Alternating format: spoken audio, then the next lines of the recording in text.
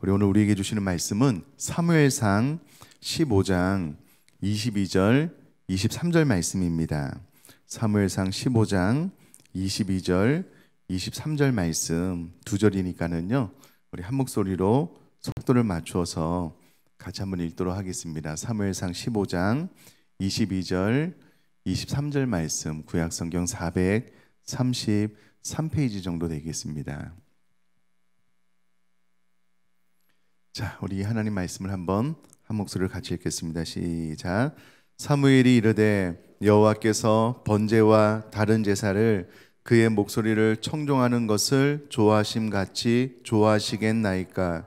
순종이 제사보다 낫고 듣는 것이 순양의 기름보다 나으니 이는 거역하는 것은 점치는 죄와 같고 완고한 것은 사신 우상에게 절하는 죄와 같음이라. 왕이 여호와의 말씀을 버렸으므로 여호와께서도 왕을 버려 왕이 되지 못하게 하셨나이다 하니. 아멘. 어제 제가 시간을 내서 했던 일 가운데 하나는 저 스스로 어제 전했던 말씀을 가장 압축해서 말해보는 것이었습니다. 그 이야기를 제가 제 귀에 들리게 함으로써 내가 어제 전한 말씀을 잘 이해하고 있는가, 나는 정확하게 그 핵심을 간파하고 있는가, 그런 시간을 가지니까는 저에게 참 유익이 됐거든요.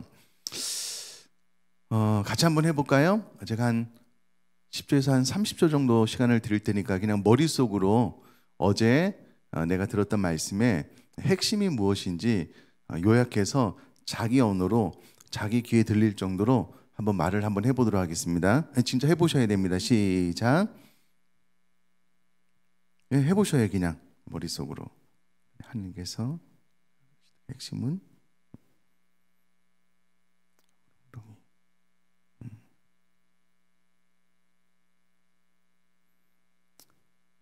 이것이었다.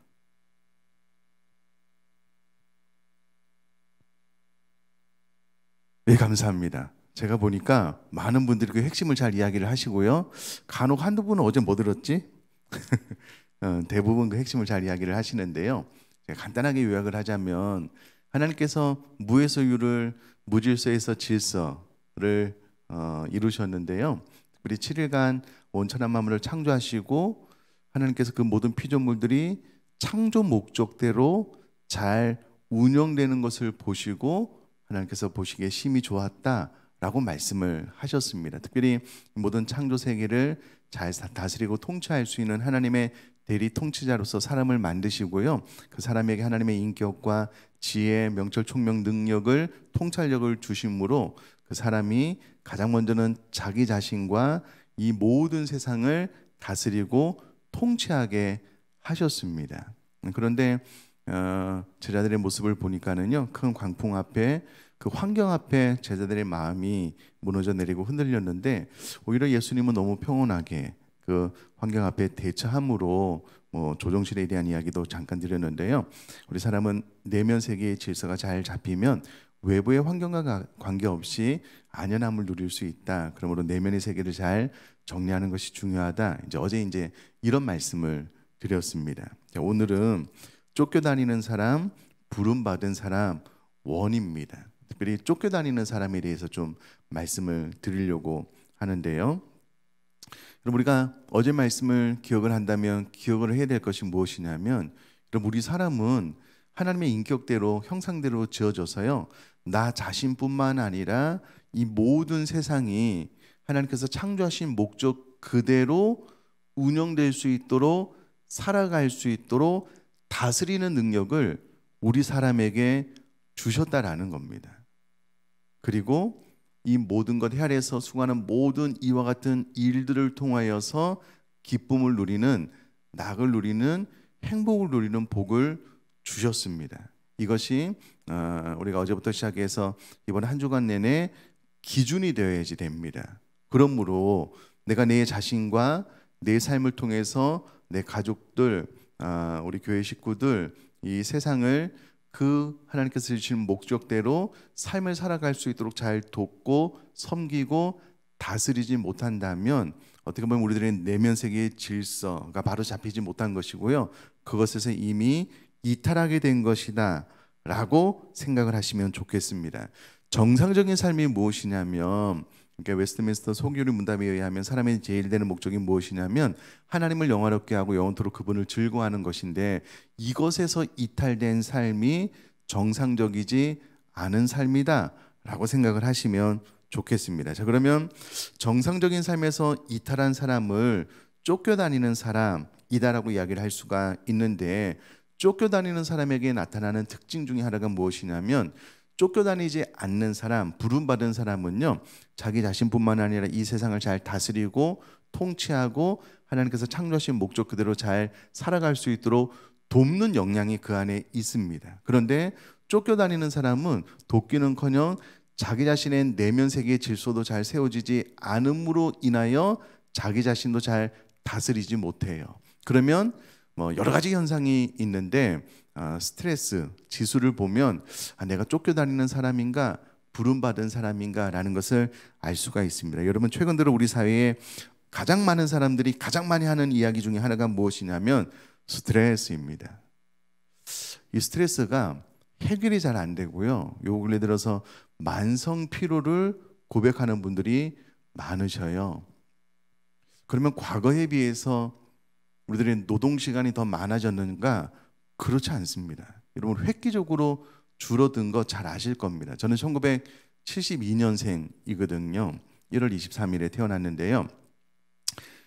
72년 태어나서 82년, 92년, 2002년 적어도 31년 살아오는 동안에요, 주 6일 근무하는 것이 당연했습니다. 이게 언제 바뀌었냐면요, 2003년 근로기준법이 개정됨으로 주 5일제가 실행이 되는 것도 당해 연도가 아니고 그 다음 연도부터, 그것도 공기업, 보험업 1000명 이상의 사업장부터 시행이 되다가 점점 확대가 되었고요. 2012년부터 초중고 주 5일제가 전면 시행됐습니다. 다 아시죠? 2012년 전에는요, 우리 사랑하는 자녀들이 토요일에도 학교 갔어요. 요즘 아이들에게 그 이야기하면 믿을 수 없다는 반응을 보일 거예요. 우리는 그런 시기에 살았습니다. 주 6일 근무하는 것이 당연한 시대에 살았어요. 그러니까 지금보다 현저하게 더 많은 노동 시간을 가지고 우리가 삶을 살았다고요. 그런데 2004년 이후에 적어도 학생들은 2012년 이후부터는요, 토요일 날 일을 안 해요. 학교를 안 가요. 처음에 저도 그 기억이 선명해요. 야, 이렇게 되면 학교가 어떻게 되지? 아이들 공부 잘 할 수 있을까? 그런 생각을 했거든요. 근데 어느덧 이게 자연스러운 시대에 살고 있습니다. 그러면 스트레스가 줄었을까? 그럼 어떻게 느끼셔요? 과거보다 노동하는 시간이 훨씬 더 현저하게 줄었음에도 불구하고 스트레스 지수는요, 훨씬 더 높습니다. 물론 그렇게 이야기를 해요. 육체적인 노동보다는 정신적인 스트레스가 더 심한 것 아닙니까? 100분 동의합니다. 과거에는 정신적인 스트레스가 없었는가? 그러지는 않았어요. 희한한 것은요, 제 기억이 맞다면 과거에 우리 어르신들은 정말 그런 이야기 듣잖아요. 밭에서 일하시다가 애 낳고 와서 바로 일했다고. 계속 일의 연속이었거든요. 근데 희한하게도 우리 어르신들의 이야기를 들어보면 그렇게 열심히 일을 한 이유 때문에 잠이 달대요. 편안하게 푹 자고 일어나면은요, 다음을 살아갈 힘을 공급받고, 또 열심히 살다가 저녁에는 뭐 뉴스도 보고 스포츠도 보면서 스트레스를 자연적으로 해소하고, 또 사람 만나서 또 많은 대화를 나누고, 그런 것들을 그 DNA 속에 그냥 가지고 있었던 것 같아요. 그러니까 노동 시간이 많기는 했지만 오늘날처럼 많은 스트레스를 받지는 않았던 것 같습니다. 근데 여러분, 오늘날 우리들의 시간을 보면은요, 노동 시간이 정해져 있기 때문에 더 노동할 수도 없어요. 그런데 스트레스는 더 많아지게 되므로 쫓겨다니는 사람들이 많게 되었다라는 겁니다. 그러면 쫓겨다니는 사람들의 특징이 무엇이냐? 여러 가지가 있는데요.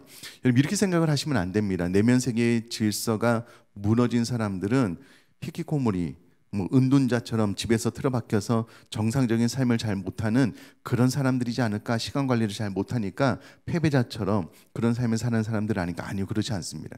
성공한 사람들 가운데 소위 세상의 기준으로 쫓겨다니는 사람들이 너무 많아요. 그러면 그 증상들이 있을 텐데 여러 가지를 좀 말씀을 드릴 텐데요. 첫 번째는 쫓겨다니는 사람은요, 오직 무엇인가를 성취했을 때만 만족함을 느낍니다. 여러분, 이게 무슨 말이냐면 창세기 기사 그대로 우리가 내 삶을 다스리고 통치할 뿐만 아니라 이 세상을 다스리고 통치하는 삶을 살아나가게 되면은요, 이 세상을 다스리고 통치하면서 이 모든 것들이 하나님께서 지으신 목적대로 삶을 살아가도록 돕는 역할을 해야 되잖아요. 그 과정 가운데 나도 세상도 그 목적대로 잘 살아나가는 그 과정 자체가 우리에게 보람이 되고 행복이 됩니다. 그런데 여러분, 쫓겨다니는 삶을 사는 사람들의 특징이 무엇이냐면요, 그 과정의 실패, 성공을 통한 성장, 행복 전혀 없어요. 단 한 가지 관점이 있다면 자신의 목표를 이루었을 때, 그 목표가 딱 이루어졌을 때만 만족감을 누려요. 그 과정 가운데 사람이 연약하기 때문에 실패할 수도 있잖아요. 넘어졌다 일어나면서 성장하면서 야, 우리가 좀 더 자랐구나, 이런 기쁨과 행복이 없어요. 오직 목표 지향적이고요, 그 목표가 달성됐을 때만 잠깐 성취감을 누리는데, 이게 쫓겨다니는 사람들의 특징이다라는 거예요. 두 번째, 쫓겨다니는 사람은요, 성취를 표시하는 상징에 집착합니다. 이게 권력이라는 개념을 늘 의식하고 있어서요, 이런 사람들이 주로 말하는 특징은 직함, 사무실 크기, 사무실이 강남에 있는지 외곽에 있는지, 지위, 특권, 이런 상징들에게 집착하는 거예요. 아니, 어느 대학을 나오면 어떻습니까? 하나님께서 우리를 창조하신 하나님 형상대로 지어진 내가 그 목적 그대로 삶을 살아나가면 되는데, 오로지 높은 지위, 성공, 이런 것만 괜찮은 인생이라고 생각을 하는 거예요. 그 하위는 부끄러워요.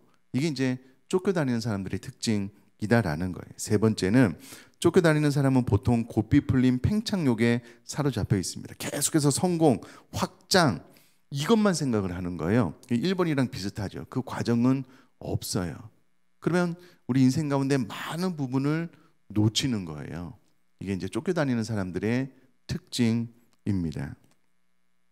네 번째는, 이게 참 중요한 관점인데요, 쫓겨다니는 사람은 온전한 인격에는 별 관심이 없는 경향이 있습니다. 여러분, 오직 성공, 업적만 바라보기 때문에 그 과정 가운데 내 인격이 자라는 것은 별로 관심이 없어요. 그래서 소위 세상의 기준으로 성공했다라고 말하는 사람들 가운데요, 많은 업적은 일어났지만 인격이 못 따라가는 거예요. 그러니까 내 삶의 어떤 그 업적 성공 대비 내 인격이 잘 따라가서 이게 하나가 돼야 되는데요, 어느 순간 이게 딱 분리가 되면서 격차가 점점 벌어져요. 대표적으로 사사들, 삼손 같은 경우에는 하나님 앞에 많은 능력을 받아서 많은 일을 해냈지만 그의 인격이 따라가지 못하는 거예요. 이런 일들이 비일비재합니다. 소위 말해서 세상의 기준으로 성공하긴 했는데 그의 인격이 너무 아닌 거예요. 다른 사람을 너무 무시하고 인격적으로 존중해 주지 못하고, 이런 사람들이 바로 쫓겨다니는 사람들의 현상이고요.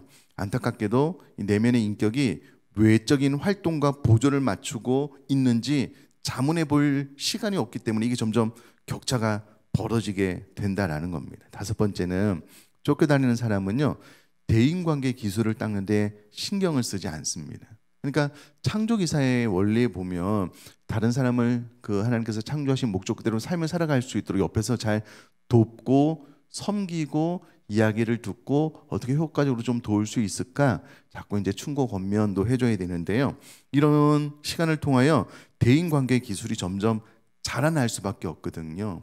근데 쫓겨다니는 사람은 이거 1도 관심이 없어요. 자기 성공에만 몰두하고 있는 거예요. 근데 어떻게 다른 사람을 잘 섬길 수 있을까, 배려할 수 있을까, 도울 수 있을까, 관심이 없어요. 이제 이게 쫓겨다니는 사람 특징이고요.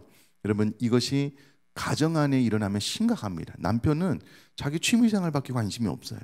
아내가 어떻게 살아가는지, 자녀가 어떻게 살아가는지 관심이 없어요. 참 안타까운 인생이죠. 예를 들면 그렇다는 겁니다. 여섯 번째, 쫓겨다니는 사람은요, 보통 경쟁심이 강해요. 왜냐하면 목표 지향적이기 때문에 그 과정에서 다른 사람을 돌아보는 마음이 전혀 없기 때문에 다른 모든 사람들을 내가 섬기고 배려하고 사랑해야 될 대상으로 보지 않고요, 경쟁 대상으로 봐요. 이게 목회자들 안에도 이런 일이 발생하는 것을 간혹 봅니다. 협력해서 선을 이루어야 되는데 너와 나는 경쟁 상대인 거예요. 이게 참 바람직하지 않습니다. 7번째는 쫓겨다니는 사람은 화산처럼 격렬한 분노를 품고 있습니다. 신기하게 여러분, 그냥 옆에서 이렇게 콕 찌르기만 하면 막 폭발할 것과 같은 그런 늘 화나 있는 사람을 보는 경우가 있잖아요. 늘 성공지향적이고 그 목표를 달려감에 있어서 이게 잘 이루어지지 않으면 과정 자체가 짜증이 나는 거예요. 화가 나는 거예요. 이게 쫓겨다니는 사람들에게 나타나는 특징이고요. 8번째는 쫓겨다니는 사람은요, 되게 비정상적으로 바쁩니다. 사람은 바쁠 때 바쁘고 놀 때 놀아야 되거든요. 늘 바빠요. 노는 것을 싫어해요. 영적인 예배도 피하게 됩니다. 여러분, 쫓겨다니는 사람의 특징은 늘 바빠요. 그러니까 부부, 가족, 친구와 일상적인 관계를 살아갈 만한 시간이 없어요. 자기는 늘 바쁘대요. 성공, 성취, 주변의 사람을 돌아볼 시간이 없는 거잖아요. 여러분, 충격적인 것은 자기 자신과의 관계도 올바로 이루지 못할 만큼 바빠요. 정신없이 삶을 살아나가는데 자기 정체성을 잃어버려요. 하나님께서는 왜 나를 창조했지? 내가 이 땅에 존재하는 이유가 뭐지? 이런 것들을 다 놓쳐요. 당연히 영적인 예배를 피합니다. 무슨 말이냐면 하나님과의 관계도 올바로 맺을 시간이 없어요. 이게 삶은 점점 더 무너지게 되어져 있습니다. 자, 여러 쫓겨다니는 사람의 예가 성경에 많은데요, 대표적으로 사울을 들 수 있다라는 겁니다. 사울은 그가 초대 왕으로 부름을 받고 난 이후 초기에 내면 세계의 질서를 잘 세워야 됐음에도 불구하고 여러 가지 환경적인 이유로 그것을 소홀히 함으로 인하여 그의 끝이 좋지 않았던 대표적인 사람 가운데 한 명입니다. 제가 사무엘상 9장 1절부터 2절까지를 읽어볼게요. 베냐민 지파의 기스라이르바는 유력한 사람이 있으니 그는 아비엘의 아들이요 스롤의 손자요 베고라스의 증손이요 아비아의 현손이며 베냐민 사람이더라. 기스에게 아들이 있으니 그의 이름은 사울이요 준수한 소년이라. 이스라엘 자손 중에 그보다 더 준수한 자가 없고 키는 모든 백성보다 어깨 위만큼 더 컸더라. 여러분, 사울에게 나타나는 세 가지 특징이 무엇이냐면, 첫째, 부자였습니다. 부가 있었고요. 두 번째는 매력적인 외모가 있었습니다. 준수한 사람이었고요. 다른 사람보다 어깨에서 머리만큼 키가 더 컸기 때문에 천부적인 건장하고 잘 발달된 체격이 있었습니다. 여러분, 부가 있다는 것, 매력적인 외모를 가지고 있다는 것, 건장하고 잘 발달된 체격을 가지고 있다는 것은요, 일단 다른 사람을 딱 만났을 때 첫인상을 좋게 합니다. 또 성경을 찾아보면 이 사울은 달변가였다라고 이야기를 할 수가 있겠습니다. 놀라운 것은 하나님께서 이스라엘의 초대 왕으로 사울을 세우고 난 다음에 승승장구했습니다. 잘 나갔거든요. 그러니까 사울이 왕이 되고 난 이후에 처음에는 겸손한 모습을 보였지만 나라가 너무 잘 되는 거예요. 점점 그의 지위가 높아지는 거예요. 근데 그의 내면 세계의 질서, 인격이 따라가지 못하는 거예요. 처음에는 이 격차가 조금 벌어졌겠지만 점점 벌어지게 되는 거죠. 결국 우리가 읽은 본문에는요, 어느 날 블레셋과의 전쟁이 임박됐는데 선지자가 와서 빨리 하나님 앞에서 제사를 드리고 전쟁에 나가 싸워야 되는데 선지자 사무엘이 늦게 오는 거예요. 끝까지 기다려야 됐거든요. 제사 드리는 것은 왕의 역할이 아니었거든요. 근데 백성들이 흩어지고 블레셋과의 전쟁에서 빨리 싸워서 이기기를 원하는 사울의 급한 마음이 본인이 하지 말아야 될 제사까지 드리게 됩니다. 이 일로 인하여 선지자 사무엘이 찾아와서 사울에게 한 말이 오늘 본문의 말이고요. 이 일로 인하여 사무엘상 13장 14절은 이렇게 기록이 되어져 있습니다. 지금은 왕의 나라가 길지 못할 것이라. 여호와께서 왕에게 명령하신 바를 왕이 지키지 아니하였으므로 여호와께서 그의 마음에 맞는 사람을 구하여 여호와께서 그를 그의 백성의 지도자로 삼으셨느니라 하고. 그럼 하나님께서 사울에게 놀라운 축복을 주심으로 이스라엘의 초대 왕 1대 왕이 되었거든요. 근데 그가 왕으로서의 역할을 잘 감당하는 그 기간을 보면은요, 초창기 때는 괜찮았습니다. 겸손한 모습으로. 근데 시간이 지나면서 그의 성취와 그의 인격에 갭이 생기면서 이게 점점 벌어지기 시작을 하는 거예요. 사울 왕의 기사를 쭉 살펴보면은요, 그는 정말 신경질적인 사람이었습니다. 여인들에게 본인의 공보다 다윗에게 더 많은 공이 돌아가는 노래를 듣고 난 다음부터 그의 마음은 더욱더 걷잡을 수 없게 되었습니다. 나를 위해서 충성 봉사했던 다윗을 시간만 나면 죽여버리려고 했어요.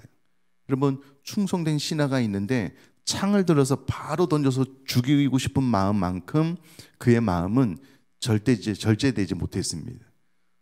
통제가 안 되는 거예요. 늘 다윗을 보면 경쟁 상대로 보는 거예요. 내 왕위를 빼앗을 자, 나를 위해서 열심히 충성하고 봉사하는데 다윗만 보면 죽이고 싶은 거예요. 때로는 우울감에 사로잡혀서 다윗이 수금을 통해서 귀신을 쫓아나고 그 우울한 마음을 쫓아내야지만 다시금 정상으로 돌아왔는데, 이내 그 마음의 경쟁심을 이기지 못하고 오늘 다윗을 죽이려고 하는데요, 나중에는 그 통제력을 잃어버리니까 개인적인 복수심 때문에 이스라엘 백성의 군대를 동원해서 다윗을 죽이려고 해요. 그의 생애를 보면 나중에는요, 결국은 쫓겨다니는 증세가 점점 심해짐으로 말미암아 왕위에 집착하고 모든 정욕을 다윗을 죽이려고 따라다니는데 소비했습니다. 늘 신경질적이었고요, 폭발적인 그런 마음이 있었기 때문에 자신의 아들과도 딸과도 정상적인 관계를 이루지 못했습니다. 하나님의 축복으로 인하여 이스라엘의 초대 왕이 되었는데 그의 삶을 가만히 들여다보면은요, 앞에서 말씀드린 쫓겨다니는 사람들에게 나타났던 8가지 특징이 그대로 나타나요. 삶을 즐기느냐, 감사하느냐, 누리느냐, 행복하느냐, 전혀 없어요. 늘 신경질적이고 아들에게도 짜증내고 딸에게도 짜증내고 늘 그 마음속에 분노, 자제력을 잃어버리고 나라를 제대로 잘 통치하지 못하고 왕으로서 신정국가의 백성들을 하나님의 말씀으로 잘 돕고 섬겨야 되는데 1도 신경 쓸 겨를이 없는 거예요. 왜냐하면 자기 마음도 잘 다스리지 못했기 때문에 그렇다라는 거예요. 여러분, 우리가 우리 마음속의 내면 세계를 잘 다스리지 못하고 질서정연하게 만들지 못하면은요, 나 자신을 통제하지 못해요. 자제력을 잃어요. 그러면 당연히 우리 가족도 돕고 섬기지 못하고 교회도 돕고 섬기지가 못해요. 또 한 명 이야기한다면 헤롯, 아기 예수 탄생 소식에 대해서 듣자마자 마음이 뒤집어진 거예요. 2세 이하의 남아들을 다 죽이라고 명하는 폭군 헤롯으로 바뀌게 되는, 다 이게 권력은 차지해서 높은 지위를 얻었지만 그의 인격이 자라나지 못했기 때문에, 특별히 신앙 인격, 내면 생활, 내면 세계의 질서가 잘 잡히지 않았기 때문에 온통 쫓기는 삶을 살다가 비참하게 죽는 거예요. 그의 인생의 과정 가운데 하나님께서 주신 그 행복이 없습니다. 참 불행한 인생이지요. 자, 그렇다면 둘째 날에는 사울을 생각하면서 내 내면 세계의 질서를 세우는 것이 너무 중요한데 내 내면 세계의 질서는 지금 잘 세워졌는가? 혹은 이 8가지 특징을 좀 생각을 하면서 이게 쫓겨다니는 사람들에게 나타나는 특징이 나에게도 있다라는 것을 돌아보면 좀 잘 경각심을 가지고 생각을 해보고요. 스트레스 지수가 자꾸 높아진다. 이게 이제 쫓겨다니는 사람들의 특징이거든요. 이 모든 것들의 반대로 가서 내면 세계의 질서가 좀 잘 세워질 수 있는 은혜가 이번 한 주간 동안 말씀을 드리면서 계속 그렇게 도전할 테니까 걱정하지 마시고요. 오늘은 이 기도 제목만 가지고요, 한번 기도하고 제가 마무리 기도하도록 하겠습니다. 기도하겠습니다.